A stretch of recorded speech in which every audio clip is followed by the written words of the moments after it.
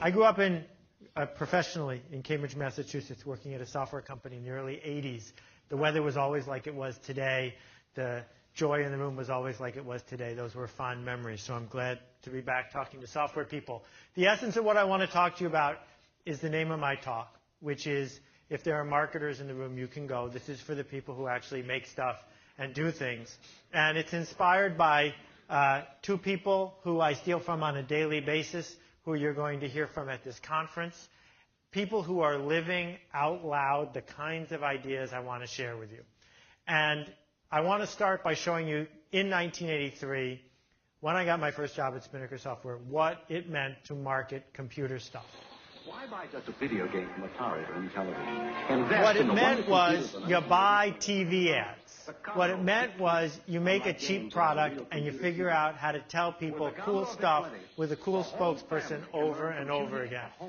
And I came here today with a lot of warnings for you, guidelines, things that you need to worry about. But most of all, I really want to help you understand that there's a fundamentally different way of thinking about this problem.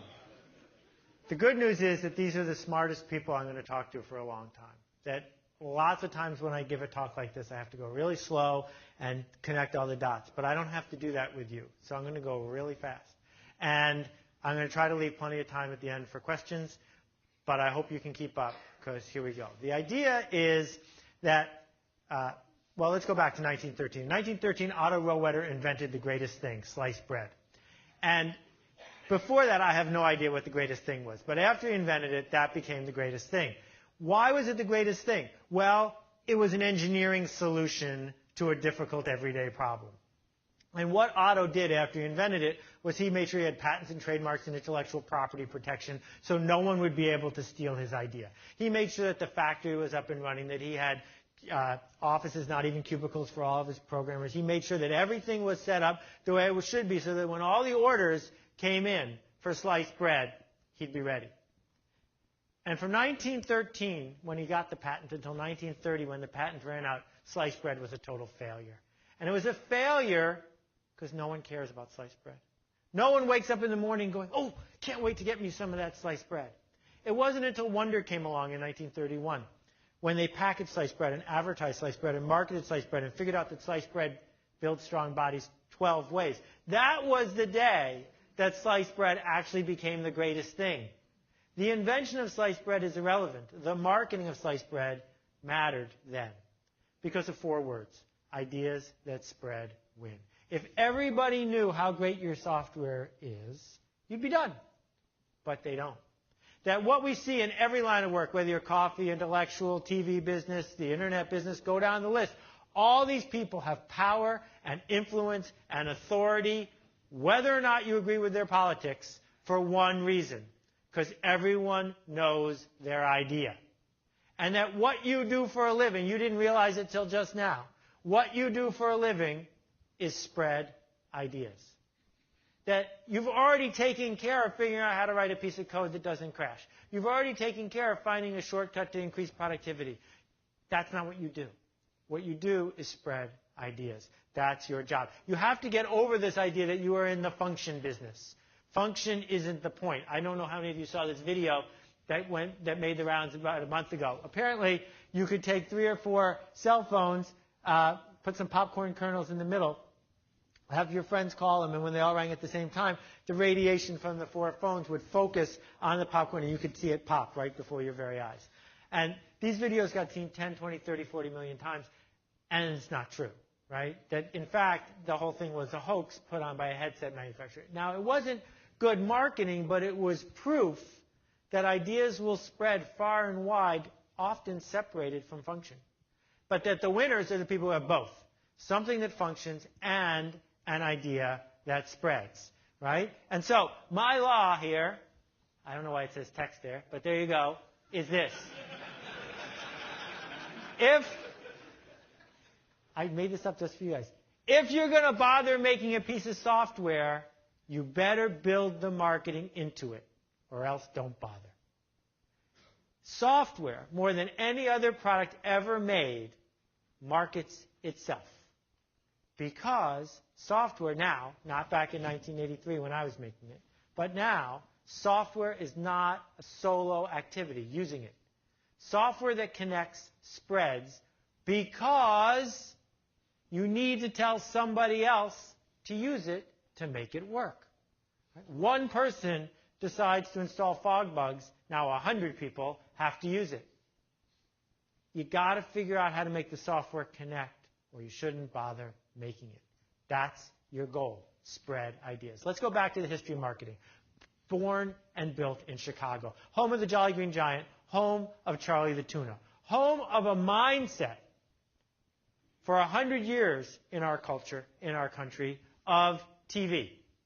TV thinking. TV thinking says, I'm the marketer, I'm in charge. I have the power to interrupt whoever I want, whenever I want, with any message I want, and you're going to watch it. Because there's only 3 channels.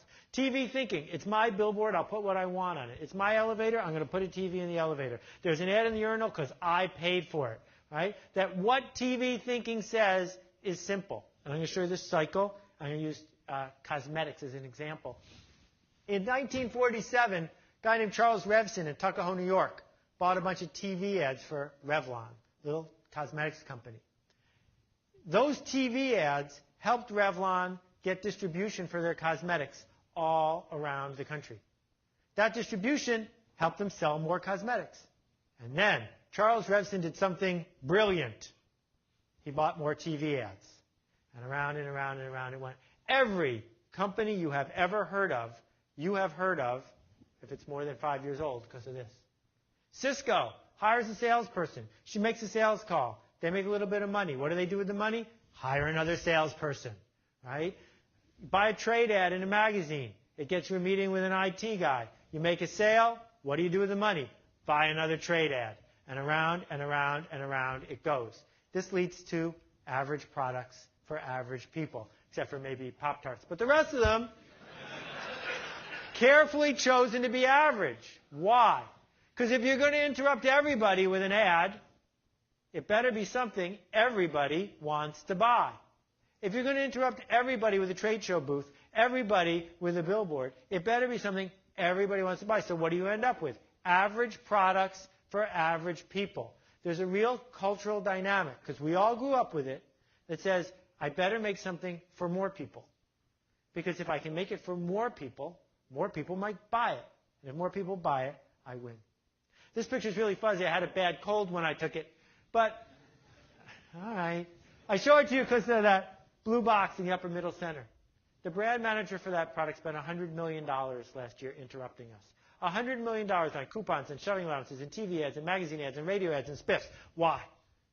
Because her analgesic is 2% better than the competition. And she figured if I would just try it once, I'd use it for the rest of my life, and she'd earn back those $100 million. The bad news is this. The bad news is I don't have an analgesic problem anymore. I solved it 20 years ago. I buy the stuff in the yellow box or the generic. She's invisible. She doesn't exist. She doesn't exist because I'm not looking for her. And because I'm not looking, I don't see, because there's too much clutter, there's too much noise. And the thing you have to get your arms around is you make a product that's in a blue box. Most of you are solving a problem that people don't think they have. And if people don't think they have the problem, they're not looking for a solution. And if they're not looking for a solution, you're invisible. Here's the premium sausage department at the Whole Foods market. Right? Jimmy Dean is in a whole other section. That's how much variety they have. To make up for it, the tofu department. Do you remember when tofu came in only 2 flavors, plain and extra plain? What is happening now is hyperclutter. What's happening now is where there used to be 2 or 3 competitors, there's 20 or 30. Where there used to be 2 or 3 websites, there's 3,000 or 4,000. Where there used to be one kind of Oreos, now there's 19. When there used to be only a couple things at Starbucks, now there's 19,000 varieties of beverages. Clutter is not your friend. Clutter is a real problem, especially if you're running a smallish company. Because there you are toiling away, trying to make a product that you think has better function, and no one cares. And even the people who care, you don't know who they are. And even if you know who they are, they're not listening to you because they're too busy. We have a serious problem here.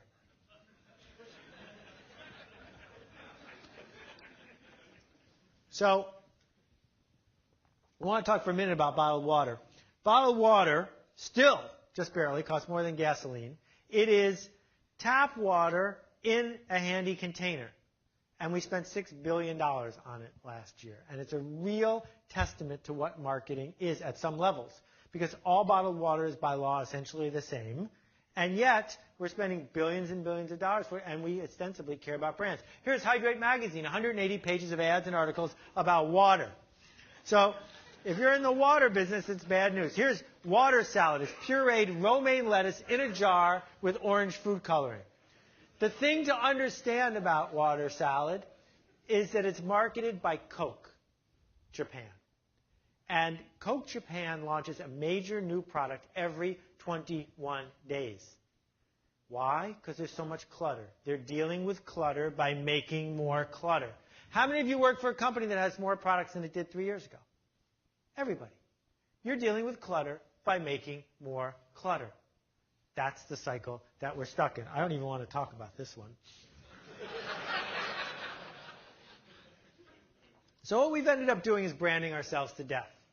And if you have a marketing department, they've sold you hook, line, and sinker on giving them more money, more staff, more effort from you so that they can continue more of this. More clutter, more yelling, more getting in people's face. This is a painting by Caravaggio of the Medusa. Her hair in the mythology was made out of snakes. And the legend was that if you looked at her, you froze and turned to stone. And that's what your marketing department wants to have happen. That you run some magic ad, you have some magic trade show booth, something great happens, right? And the prospect freezes, unable to move until they give you money. And it doesn't happen. You know it doesn't happen. You read the newspaper today and you passed dozens of ads. You never even read them. You can't even remember what they were. You watched TV last week sometime. You saw a commercial that cost $1 million. You can't even remember who the commercial was for. So what we've done as marketers, and you're guilty too, is we're spammers. Right? Spamming people over and over and over again with unanticipated, impersonal, irrelevant ads we don't want to get about stuff we're not interested in. And the problem with spamming people over and over again is the yield goes down and we end up making the wrong stuff. So now I can move on to the good news, having annoyed you for 15 minutes. The good news is in Canada. Not just in Canada, but almost all the way to the most beautiful place on earth, Algonquin Park. The problem is to get to Algonquin Park, you got to fly to Toronto and rent a car. You take the 401 and the 400 to Highway 11. Highway 11 is this outdoor strip mall. Right? It's one horrible place after another. A place that sells fireworks, another place that sells fireworks, a place that sells donuts and coffee but no muffins. You can see everything's a little run down, things are rusting, because as you're driving down Highway 11, there's always one more place. We don't need to stop here. I can hold it in for a few more minutes. One more place. Oh, well, let's not get donuts from this guy. The next guy's donuts are even better. One more place. Here's a place that sells fireworks and propane in the same facility. I didn't stay there very long.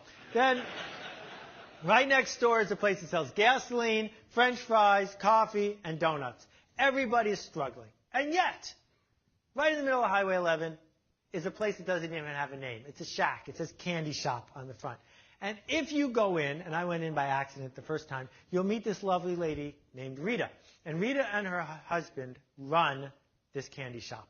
And she'll give you a tour. They've got candies from all over the world, each individually wrapped, stuff with weird containers, stuff with weird names, other stuff with really weird names. And then you go, if you spend a couple minutes talking to Rita, what you discover are three amazing facts. Fact number one, the average customer spends $60 to $65 a visit.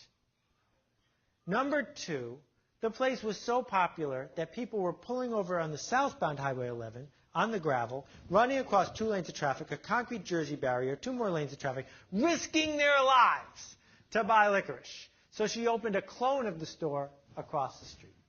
And the third thing she'll tell you is that last year she and her husband took home $175,000 in profit. So the question you got to ask yourself is, why is it so easy to get your friends and your relatives and your bank to give you money and encouragement to open a coffee shop on Highway 11, and so hard to be Rita?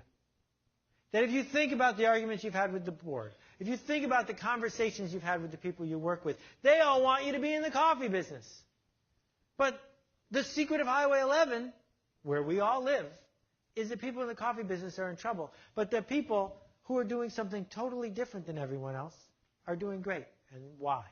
The answer, which we heard from Joel, has to do with southern France. Now, moving from Canada to southern France, I planned a vacation a few years ago. My wife, a little aside, has transportation narcolepsy, which is a fictional disease that she got shortly after we got married. And it causes her to fall asleep in any moving vehicle unless there's a really good movie on the plane. So we missed a flight, we missed a connection. 18 hours later, we're almost where we're going. And for 18 hours, my kids have been making a ruckus. And for 18 hours, my wife has been asleep. So the weather was just like today. It was beautiful. And we're driving through this pasture like Monet painted it. And my wife's asleep, and the kids have been making a ruckus the whole time. And as we drive into this pasture, I notice it's quiet in the back seat. I look in the rearview mirror, hoping they're finally asleep. They're not asleep. They're staring out the window, transfixed by this perfect specimen of a cow for about 3 seconds. And then they went back to making a ruckus. You know why? Because cows are boring. If you've seen one cow, you've seen 5 cows, 5 cows, 10 cows. They're all the same. But what if it had been a purple cow? What if out the window there had been a real honest-to-goodness purple cow? I would have pulled over. My wife would have woken up. What's going on? I would have gotten on the cell phone, called people back home, told them I was looking at a purple cow. Right? My kids would have ignored me as usual, opened the door, run across the street, hopped over the fence, run over to the cow and rubbed it to make sure it was really and truly purple so they could tell their friends at show and tell that they had touched a purple cow. Because a purple cow is remarkable, worth making a remark about. If your software is remarkable, people will talk about it, especially if talking about it makes the software work better. And if they talk about it, you get past the spam filter, you get past Medusa, you get past the bottled water, you get past all the noise and all the clutter, because one human being saying something to another human being matters. Let's give you some examples. Here are 2 cars. They don't have a lot in common. The Mini, small enough to put in the trunk of the Hummer. But for 4 years, they had waiting lists. For 4 years, they sold at full retail. For 4 years, they made a profit. You know why? Because they're at the edges. At the edges, people wait in line. In the middle, for the average stuff, not so interested. That circle, that's how much BMW Corporation spends advertising each car they sell in the United States. To the same scale, Lincoln Mercury. Because Lincoln Mercury is making average products for average people and hyping them like crazy. BMW gives the ad money to the engineers and calls it engineering when it's really marketing. Making a car worth talking about. You don't want to admit it, but you are in the same business as Tommy Hilfiger and Giorgio Armani. You are taking something that's already good enough and changing it enough that people choose to talk about it. That's what you do for a living. And once you get your arms around that, you'll discover you can do it better. So let me shift gears a little bit. I want to talk about China. Now, when I first started in the Internet in 1989, I had to explain to people what email was. And I had to explain to the investors at SoftBank in 1994 that one day lots of people would have email. Now, you can go to a restaurant in Beijing and get stir-fried Wikipedia. The shift is not trivial. The shift is what I would argue a full-blown industrial revolution. You don't get a chance to live through 2 in your lifetime. Sometimes you don't even get 1. The last one was the birth of mass media in the 1940s. The one before that was the assembly line, Henry Ford, and mass manufacturing. But we are now right in the middle of a bigger one, I believe. And I want to spend the next 20 or so minutes talking about what that is. And the book that I wrote about is called Meatball Sunday. What a Meatball Sunday is the unfortunate combination of 2 perfectly good items. One are meatballs. Meatballs are mass market friendly, easily advertised, meat and potatoes, commodity type stuff, made in quantity where quality matters and people buy it in bulk. our economy has been based on meatballs for a really long time. The sundae, the topping, is Twitter and blogs and new media and connecting people to each other. And lots of companies who are in the meatball business have hired one or more people saying, get me some of that topping. Let's go ahead and put some of this other stuff on top. And what they end up with is a mess. What they end up with is something that doesn't work at all. That you have an opportunity now, and I hope that when you remember this conference, and I thought that was a great intro, what you remember is what I'm about to tell you in the next 45 seconds.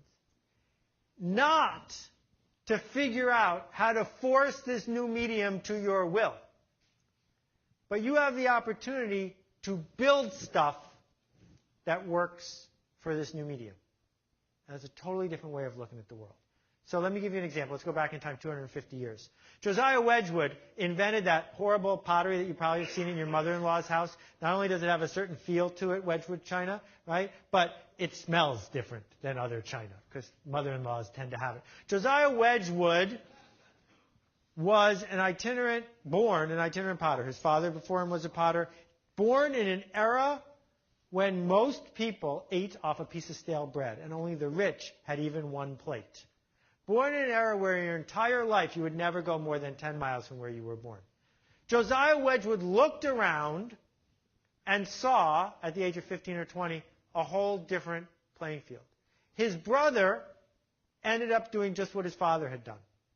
Josiah built a factory, the very first one in the world, to make pottery. He didn't have apprentices. He hired people to do one job in the factory. He one day, after inventing the factory and health insurance and training, invented direct marketing. He saw that they had stamps. So he mailed a set of china to the crowned heads of Europe. Each one, they're separate, not one address. And with a letter that said, this is my china, if you want more, I'm happy to sell you some. He made $2 million with that one effort, $2 million in 1700s. He started a showroom, very first one, a retail showroom where the salespeople were paid on commission. He invented that idea too. And the bourgeoisie came to the showroom to see the china and bought it. Josiah Wedgwood also invented quality control. He would walk around, he had a walking stick, he would walk around the factory, and if he saw a piece that didn't meet his standards, he would crash it with his cane, screaming, this will not do for Josiah Wedgwood. And finally, he invented the idea of lobbying Parliament to get them to build something that would help his factory do better. He was a member of Parliament. They built a canal right by his factory so he could put the pottery on the boat and ship it around the world. Now, you can look at those things and say those weren't marketing tactics. He actually changed what he did all day. He changed what it meant to make stuff. And that's my exact point. Josiah Wedgwood died with more real dollars in the bank than Bill Gates has today. And his grandson, Charles Darwin, used the money to change the world. The point of the story is that if all he had done was what his father had done and then tried to market it, he would have failed. That if we think about the pyramid that marketers like to think of, they put themselves at the top, sales and marketing, and us down at the bottom, coding, strategy, customer service. We're not so important. Just give us what you make, give us some money, and we'll go figure out how to market it. And of course, marketers being the center of the universe, they think they have the most important part. This strategy ends up making meatballs.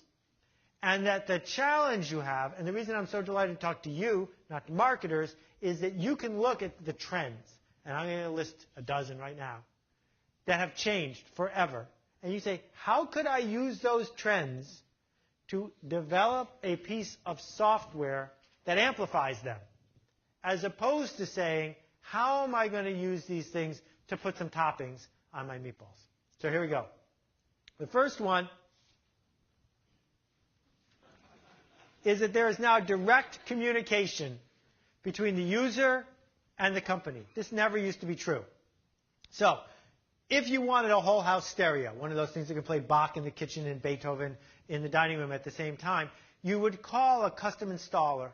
They would come to your house, look around the house, look at your bank account, figure out how much you could afford, charge you about $100,000 to put one of these stereo systems in your house. So along comes this little company, Sonos. Sonos figures out that they can make a pretty good one for $1,000. They go to the custom installers. The custom installer says, well, that's fine, but we need a $49,000 sales commission then, because we're not going to start selling a $1,000 item and stop selling a $100,000 one. Sonos has no choice but to go directly to the consumer. Well, one way to do it is, run a couple ads in a magazine. That wouldn't work. Instead, Sonos organized the whole company around the fact that they want you to call them. They're open Saturdays. Send them an email on Sunday. Someone will write back. They designed the entire product to be really easy to install and set up yourself. The custom installers have no defense. They can't lower their prices. They can't improve their service. The people who sell to the custom installers are doomed, because these guys figured out how to build a direct-to-user business that becomes bulletproof to the old guard. Next example, the fact that everybody is now equally loud. The fact that any customer you deal with has the ability to completely change the way the world perceives your product. Here's a video from YouTube of a Comcast technician who was going to a guy's house to install cable and fell asleep on his couch instead. The guy videotaped him sleeping on the couch. More than 1 million people have seen it. How much is it going to cost Comcast in marketing to undo this? There's no amount of money. The way to have undone it is to hire installers who don't fall asleep on the couch. And it's easy to laugh at that, but what happens when I call your customer service line? I'm not sure if anyone wants to volunteer, but if I picked up my cell phone right now and we called customer service at your shop and I asked a really stupid series of questions about your software and I recorded it, would people want to hear it on YouTube? Because it's going to happen. That every interaction you have with a customer now is a chance for an up or down. Here's a website called Run from the Border where you can go and put in from your receipt the 6-digit store number from a Taco Bell and what was wrong with it when you went and file a complaint. The site's not run by Taco Bell. A disgruntled customer built a website. He collects all the complaints, sends them to the health department, bundles them up, sends them to the CEO of Taco Bell because he has nothing better to do with his time. There's an upside of this amplification, though. Let's say you want to go in the sock business.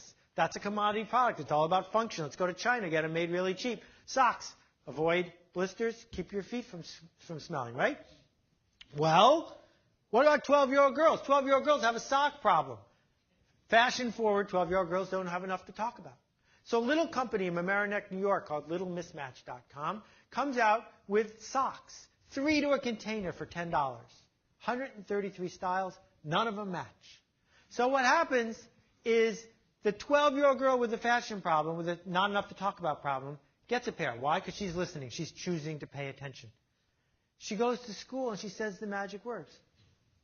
Want to see my socks? Want to see my socks is the entire company's marketing. That's all they have. They triple in size every 6 months. They're going to do $40 million in sock revenue this year. They also make mittens and other stuff. They're growing like gangbusters. Why? Because they give people something to talk about. They don't do the marketing. The users do.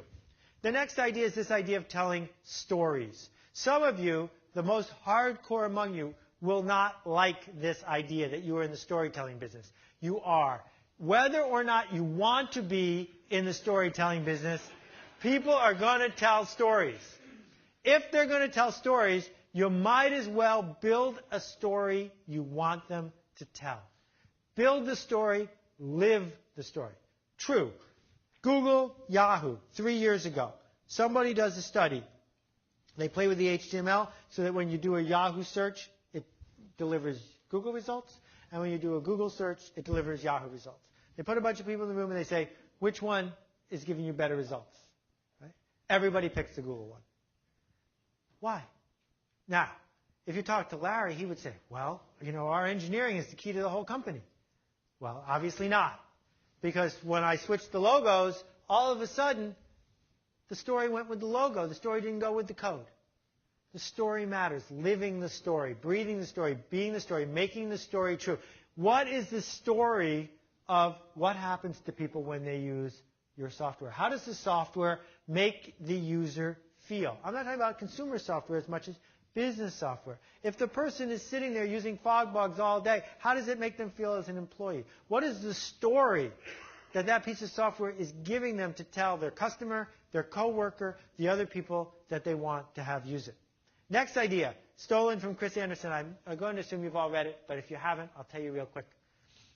The long tail says that given enough choice, people will take the choice. Amazon gets half their revenue from books Barnes & Noble doesn't carry. Netflix gets half their rentals from titles Blockbuster doesn't carry. iTunes gets half their sales from records never once available at a Tower Records.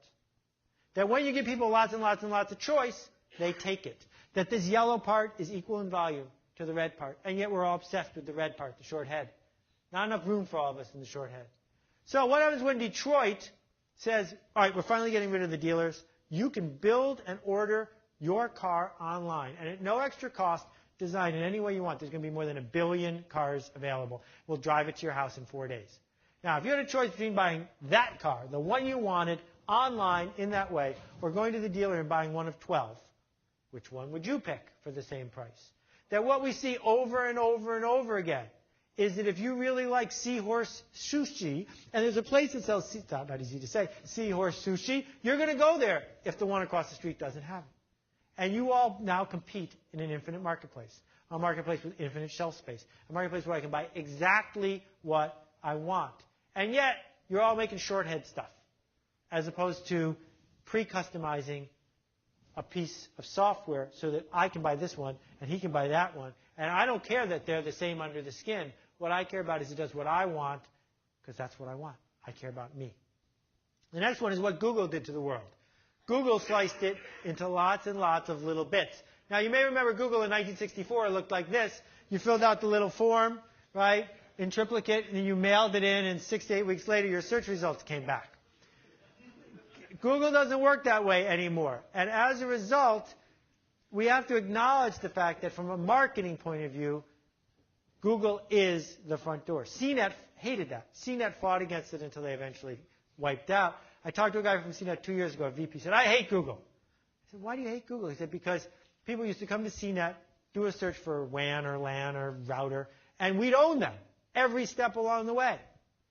Google comes along, we hate them, so we're shutting them out. We don't want to do business with anyone who's supporting Google, etc. They lost.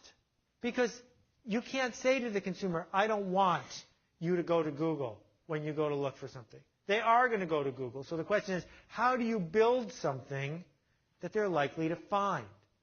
How do you make it so that when someone types in the magic words, you haven't won because of some SEO trickery. You've won because you deserve to be the first one for those magic words. What are you going to own? What's going to be your specialty? The next one is everyone gets their own media channel. And I wrote about Joel in my new book because he owns his own media channel. Joel on Software doesn't have to go buy, Fog Creek doesn't have to go buy ads because they own a media channel bigger than almost any trade magazine in history. You have the opportunity to build your own, to get out of this idea of, I'm going to FedEx that editor, that's how I'm going to get noticed. This is the front door of the office of one of the editors of Time magazine. I took this picture Monday morning at 9:30. Paying FedEx $14 isn't going to get you in front of people. The next idea is a big one, a huge one for the people in this room. The idea of consumers connecting to consumers, users connecting to users. So, Kiva demolishes every other charity online, even though they have no history and no momentum. Why? Because instead of saying, we're the Salvation Army, give us money, we'll figure out what to do with it, Kiva said, if you need a loan, come here. If you've got money to loan, come here. And they connect people. Compare MasterCard to PayPal. PayPal grew like crazy. Why? Because you can't use it without a partner. And if you say to someone, I want to send you money, go there to pick it up, they usually do. Fax machines took off because you can't use a fax by yourself. I want to send you a fax. I have this document. Well, I don't have a fax machine. Well, you better go buy one because I need to send you this document. The model of connecting users to each other is at the essence of how you're going to grow. The next one has more to do with which media to buy, the difference between who and how many. Most marketers are obsessed with how many. They pay extra to be on the Super Bowl. Not extra in aggregate, but extra per head. That makes absolutely no sense. That the goal should not be to see how many people can I interrupt. It should be who am I interrupting. This company just sold for over $100 million. Daily candy is a very simple business. If you're not using it, pretend you're a 23-year-old fashionable woman who lives near an ocean and go sign up. What happens is you tell Danny what city you live in. You give her your email address. That's the end. You're done. Every day for the rest of your life, you will get an email with fashion tips, store openings, cool parties, etc. in your town. Not everybody gets this. Only fashion-forward 23-year-old women who live near an ocean, in fact. But that's the right people. That if you're opening a Gucci store in Manhattan, you must be on her list. You will pay whatever she asks to be in that mailing. Because it's an anticipated, personal, and relevant message that goes to people who want to get it. This next one's more of a consumer idea, but I bet you can turn it on its head, which is that while the gulf between rich and poor continues to increase, the number of rich people also continues to increase. So people are paying $3,000 or $4,000 for a comic book. So people are going to a bike store in Manhattan by appointment only and spending $12,000 for a bicycle. That when you think about the software you make, maybe there's a market of corporations that would happily pay $100,000 for something that only 20 of them want, as opposed to forcing yourself to believe it has to be $29 because all software is free. All software doesn't have to be free if it's exactly what I need at exactly the right place and generating huge amounts of value to me and my organization. This next one goes back to this idea of getting in to see the IT guy, the VP CIO. How are you going to make the big business-to-business sale? The gatekeeper used to matter a great deal. The gatekeeper controlled everything back in the day. But now, the gatekeepers are being replaced by leaders. Leaders who are coming maybe from the bottom up, maybe sideways. They're not who you think they are. You will find them faster if you become one. If you become somebody who's leading people through this, you'll discover the other people. And those people are the ones most likely to spread your story. And one bonus one, which I call the Seinfeld curve. Now, the Seinfeld curve describes the market for Jerry Seinfeld's products. If you want to watch Seinfeld on TV, it's free. 500 cities, once or twice a day. Right? It's ubiquitous. If you want to see Jerry Seinfeld live, $250, Las Vegas. You got to fly there. There is no $90 Seinfeld product. Right? That's the black hole in the middle. You can't make money over there. You make money by being ubiquitous, Google-licious, everywhere. You make money by being scarce, by selling souvenirs, by being bespoke. But in the middle, it's really difficult to make money. So where does that leave us? Well, we're in Boston. I'll talk about Gillette. 100 years ago, 80 years ago, King Gillette comes up with a great invention. Builds the best razor blade factory of all time. Comes up with a great marketing gimmick. Give away the razors, sell the blades. Comes up with a great marketing gimmick. Sponsors the prize fights. Comes up with another marketing gimmick. Sponsors NFL. Billion-dollar company. So now all this new stuff comes along. And the guys at Gillette say, how are we going to get our fair share of attention? The guys at Gillette say, how are we going to grow? No one's watching TV anymore. The answer, of course, is build a fancy website. No, it's not. That's how you build a meatball sundae. The answer is either acknowledge that you had the right product for the right time but no longer and take your profits, or figure out you better build something new. It might be an online fashion magazine that has nothing to do with selling razors. It might be something else that works in this new medium. But acknowledge, most of all, you have no right to put on a fancy, expensive show on the internet and expect people will tune in, watch it, and then run to the drugstore and buy a razor. So I run a little company called Squidoo. We got 5 or 6 people, and we're in the top 300 or 400 worldwide in terms of traffic, and growing. And the reason is because we looked at all these rules and built an organization around them, as opposed to saying, how can we build whatever we feel like and then market our way to success? Or, remember we were talking about Wedgwood? If you were at your mother-in-law's and you broke that piece of china, you would need to replace it. Where? At replacements.com, a long-tail company that's doing millions and millions of dollars of profit. They did 64,000 auctions on eBay alone by themselves last year. That teacup will cost you $38. Now, if you need that teacup, you don't have a lot of choice. And if you buy it for $38 and your mother-in-law forgives you, who are you going to tell? Everyone. And so the word spreads. Zappos.com appears to be a shoe store. It's not. Right? What it is a software company that's in the satisfaction business. My wife is friends with a woman who works with someone who every Monday buys 3 pairs of shoes from Zappos, wears them all week in the office, and on Friday ships them back for a full refund. Now, Zappos must know that this woman is a thief. They must. And yet they let her keep doing it. Why? Because everyone's going to tell everyone. Because now there's no doubt about their return policy. Because now it's really clear that when you call that 800 number, and yes, it's in big numbers in Spanish and English on their homepage, they want you to call them, because every time someone calls them, it dramatically increases the chances that that person becomes a customer for life. It is not an expense. It's a marketing investment. They win. Yeah, they're a software company that just happens to sell shoes to women who are addicted to shoes. So I guess if I'm going to summarize this, I'm going to use 2 different slides. The first one is this. Right now, the mindset is, how can I find more customers for our product? And I'm begging you instead to realize that maybe you should start thinking about, how do I find more products for my customers? Because share of wallet is way easier than share of market. Because you've already done a really hard thing, which is earn the trust and attention of a group of people. And they have a bunch of problems they'd like to have you solve for them. The second one is, are we going to be able to say to our boss, or if you're the boss, I need to go do this, and she'll say, nope, you got to prove it works first. Or are we going to be lucky enough to realize that the way we're going to succeed is by committing? That no company starts a blog and integrates it into their entire corporation and has it pay off in a week or a month or a year. My blog didn't pay off for 4, right? But I committed to it long before it turned into a success. The people who are failing are the ones who refuse to acknowledge that.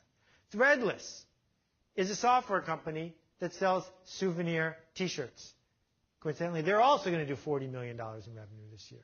Why? They organized a company using software around spreading the word. So the way Threadless works is you submit a T-shirt design, thousands of people do every week, and if your design gets the most votes, you get $1,000 in cash. Well, game the system, right? So what they do is people go and tell their friends, go vote for me. Every single one of the 1,000 designs happens to be for sale. So when they're busy voting and looking around, they go, oh, maybe I'll buy this one. And so the company grows. It's a software company following a new cycle. The new cycle looks like this. Step 1, be remarkable. That step is the hardest one and the one that most people skip. If you can't do step 1, you got to start over. You must make a product that the use of the product requires or cajoles or encourages people to talk about it. The second step is tell a story about that product to people who want to hear it, and anticipate a personal and relevant story about stuff they're interested in that they want to tell to their friends. People like telling other people stuff.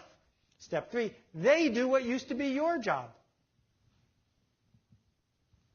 They go out and tell other people about you. And then some of those other people go back to you and give you permission to tell them the next story. Right? So I made it through a whole speech without talking about Apple. But that's what Apple does, isn't it? Isn't this step by step what Apple does with every single product that they launch? Didn't most of the people who bought an iPhone also have an iPod, and many of them also have a Mac, even though the products are completely unrelated? Sure, because it's the same cycle over and over and over again. It's the opposite of what built Revlon, but it's the same thing that's building great companies one after another. So if you want one company to look at to rip off from top to bottom, it's 37 Signals. Go take a look at what 37 Signals did. Not to promote a product that was already done, but to decide what to build. to decide how to build it, decide how to price it, to integrate with their customers, to give their customers tools to spread the word. Every single person who uses Basecamp has persuaded at least 5 other people to also use it, because it doesn't work if they don't. Many people have persuaded thousands of people to use it. And then when someone else is persuaded to use Basecamp on Project A, and now they need to do Project B, what else are they going to use? So right under Microsoft's nose, right under the nose of a company that should own this entire thing, every one of their 4 top products, they built it for nothing. Bit by bit, step by step. Take a look at the old versus the new. And I'm not going to read each one to you, but figure out which side of the line are you on. I think we can all agree that the left side all worked 50 years ago. And I think we can all agree that 10 years from now, the right side is clearly where the world is going to be. So, you probably haven't seen it laid out in green and black before, but there it is. You got to make a decision. And none of it has to do with whether or not you should buy an ad in Computer Reseller News. None of it has to do with what kind of web design you ought to have on your site to increase your search engine traffic.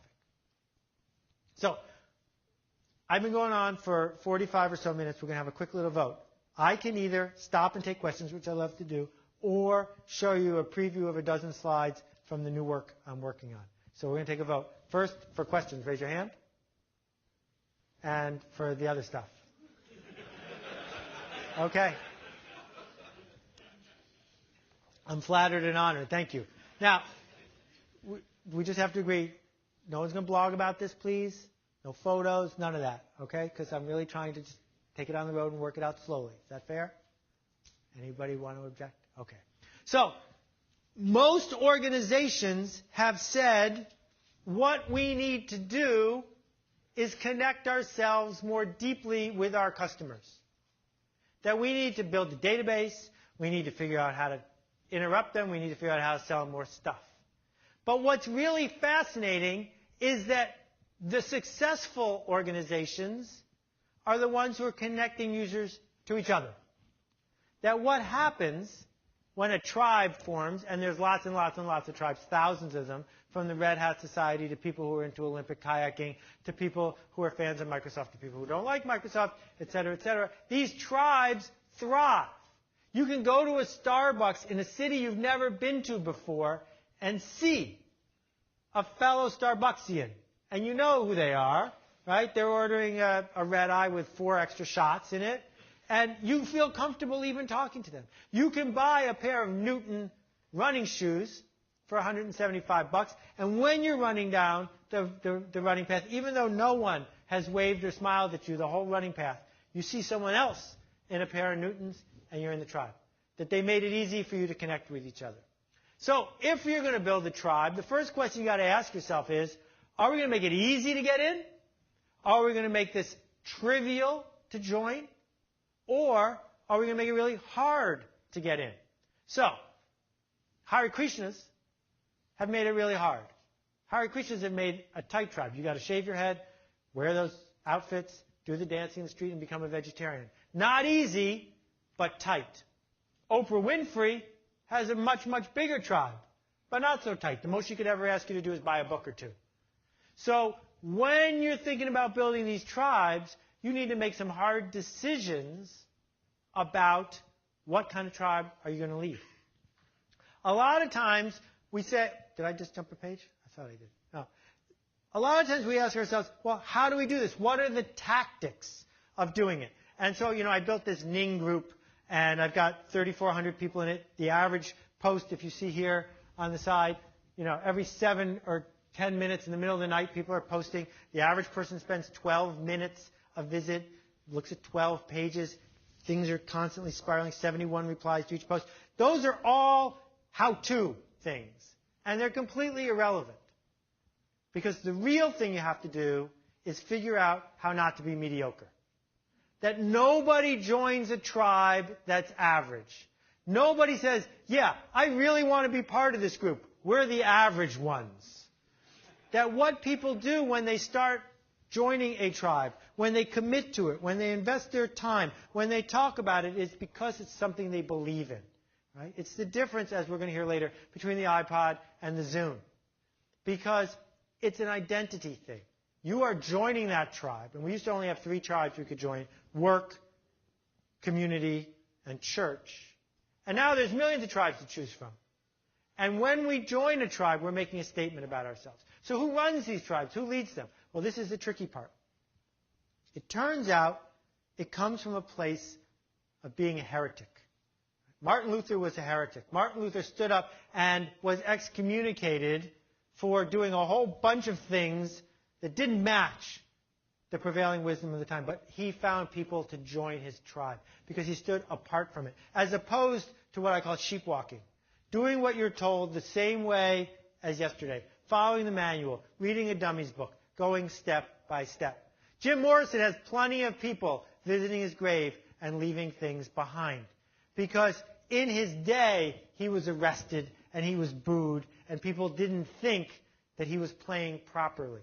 Right? He was a heretic. Heretics attract tribes because they're challenging the status quo. That what we see is that faith and religion aren't the same thing. Faith is believing in tomorrow, in being sure that the path you're on is going to work. Religion are the rules that we've set up to amplify faith. But what heretics do is they challenge the rules of the established religion, whether it's a real religion or a corporate religion or a cultural religion. Another way to say it is, you got to be careful that your karma doesn't step on my dogma, and vice versa.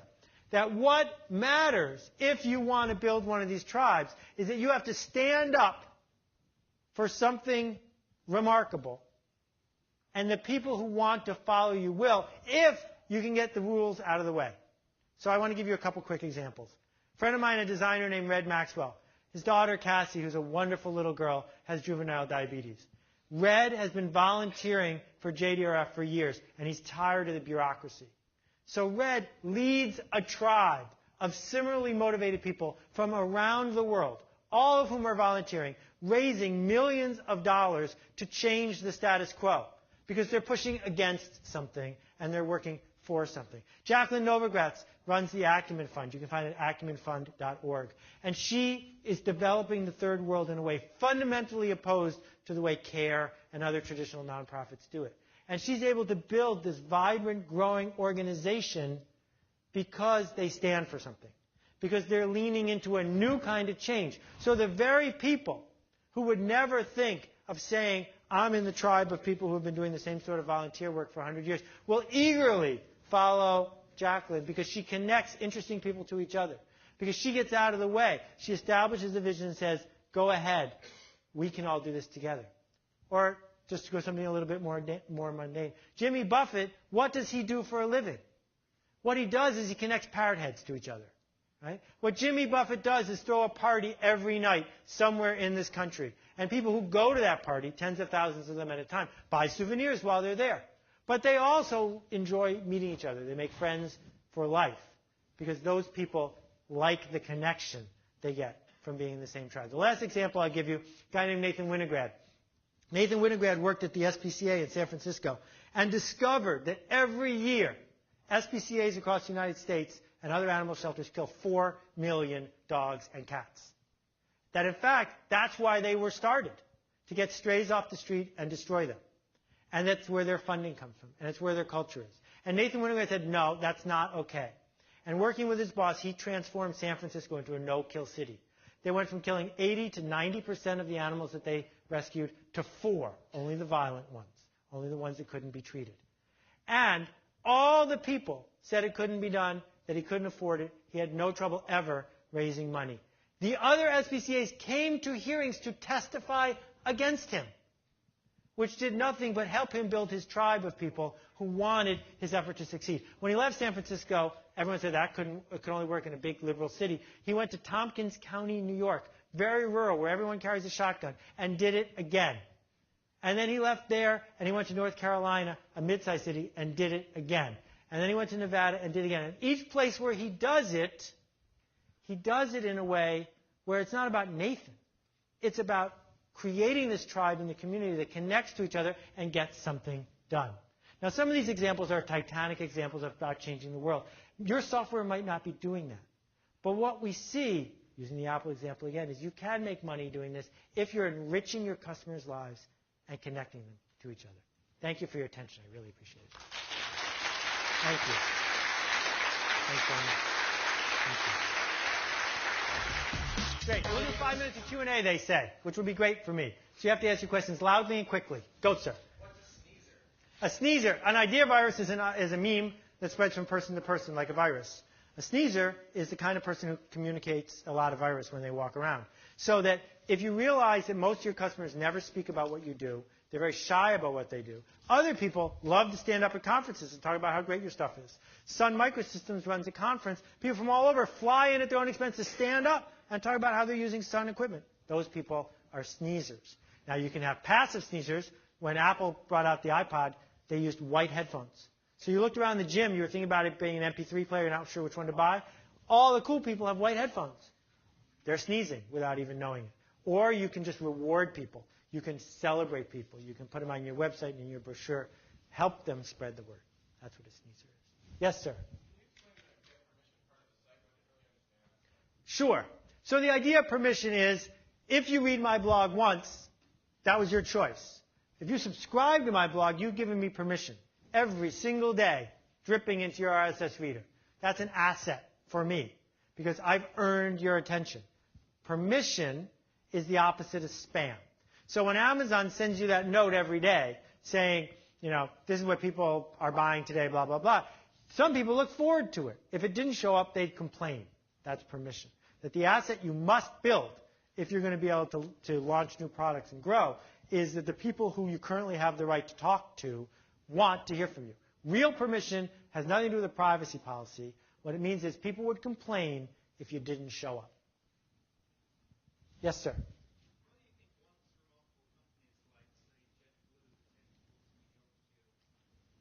What a great question. Why does a remarkable company like JetBlue get more and more mediocre over time? It happens all the time. And the reason is because of Wall Street, because of management, because of fear. And if you want to reach the masses, you better have something the masses want to buy. So you must get away from the edges, the things that might be controversial, the things that might lose money in the short run, the things that might get you in trouble, because all the new parties that are playing with you because you're big don't want you to go there. So we see that with a politician. When they're first starting in the primaries, they're way out at the edges because those are the people who are willing to listen. As they get more and more popular, they got to go closer and closer to the center. We get what we deserve because we punish people who act in a remarkable way when they go to the center. The good news is none of you need to be as big as JetBlue ever. And that what you can build is a company for the ages that stays remarkable. And there are still examples of that out there. But you can't do that and go public and have your stock go up every day for 10 years. Can't do both at the same time. Yes, sir? How's your Tribe website different than the fireworks store on the highway with MySpace? Well, the tribe that I built is by invitation only. So there's only 3,000 people and you can't join. That changes everything. Because once it's closed, number one, people don't want to get thrown out, which means that you can challenge people to do certain things or not because there's something at stake. Number two, you don't have to worry about the idea of people driving by, throwing a rock, and driving away. So the comments on YouTube are fundamentally different than the comments on my tribe because everybody knows everyone, everyone's a real person with a real face, and if you misbehave, we're going to excommunicate you. You're gone. The end result is real mature conversation all the time and lots of people in gentle competition with each other to have more impact. Whereas my problem with Facebook, and if I've ever friended you on Facebook, I apologize for what I'm going to say. I don't have any friends on Facebook. If you friend me, I'll say okay, because I don't want to offend you. But I'm not going to ask anybody there for a real favor because who are they? I don't know. And so the relationship is very, very casual. And that's, I think, a fundamental distinction. One of your jobs when you build a tribe is to tighten it. And you tighten it in lots of ways by removing anonymity and by putting something at stake. Yes, sir? When somebody comes to you with something that is clearly not remarkable, how do you break it to them and what do you advise them to do? So the question is, what do I do if someone says something? Well, what I do is irrelevant. I don't do any consulting, so I have nothing to lose. I just tell them. What should you do, I think, is the real question. And my answer is what I call edge crafting, which is lots of people can be successfully challenged to go to the edges. So if somebody runs a restaurant that's open 12 hours a day, you could say, well, if you open 15 hours a day, 16, and then you go, oh, I could be open all the time, right? Or, you serve spicy chili. What if the chili was even spicier? Spicier. And so there's lots of ways to get more in any given direction. So at JetBlue, Amy Curtis, who was their VP of training and marketing, which is a great thing to have one person do both jobs, said, wait, we're not going to give free snacks. We're going to give unlimited free snacks. We're going to reward flight attendants for giving extra free snacks. Go to the edges. United is afraid to go to the edges. JetBlue could afford to go to the edges, so they did. It's always about more. How do you take it to 11? Not in every direction, but in a direction. And then you can work with that person to get out of their safety zone into a place where people want to talk about it. The timer says I'm done. I got to go. Thank you again. I really appreciate it. Thank you. Thanks a lot.